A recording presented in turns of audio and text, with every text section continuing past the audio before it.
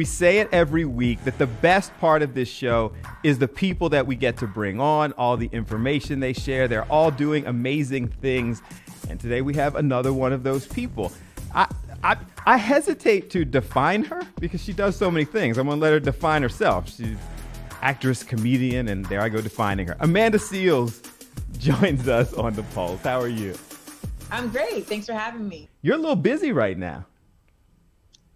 Yes. But in a good way. I'm not complaining. I am busy. I'm actually going to be in Philly on November 12th, doing stand-up at the Miller Theater. So really excited to be doing that. And I am about to be launching my syndicated radio show with Reach Media and Urban One on November 7th. And we will be launching in Philly on 100.3 WRMB. Absolutely. I saw you running up the Rocky steps on your Instagram page. So you're all in.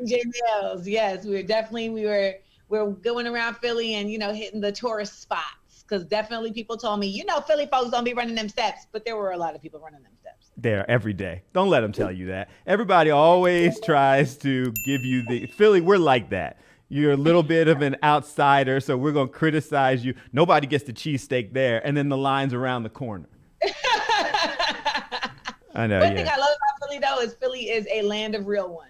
You know what I mean? Like that's the thing. Philly is a land of real ones. So it is, serendipitous that would be the first place that my syndicated radio show would be launching, because I'm a real one. I started off kind of the whole I'm not going to define you, and you that quickly just put out all the different things that you've been doing. Do you even define yourself, or how do you define yourself?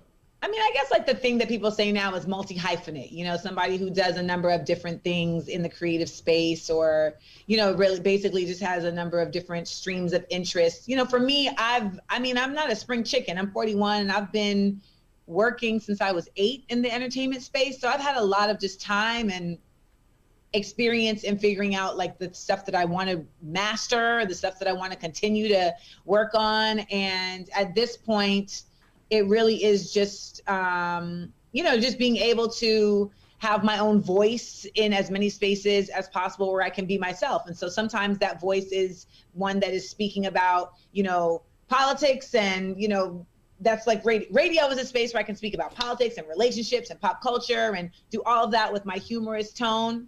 Boom. But then we have like the stage, right? So I can come on stage and do my stand-up, and we're going to make y'all laugh and think at the same time, but that's going to be an art form in itself, doing stand-up. And then there's also like my podcast, right? Small Doses is my podcast where I'm basically like doing self-help from a humorous point of view, and we have guests, and I talk about everything from side effects of anxiety to side effects of, your partner's potential, et cetera. Like, so I just feel like I explore these different spaces, but as long as I can be myself in those spaces, I consider them to be valuable. Kind of doing the research, you said that you just like having that voice, like talking to people. You kind of figure out what you're going to talk about as you get on stage or as you start the show.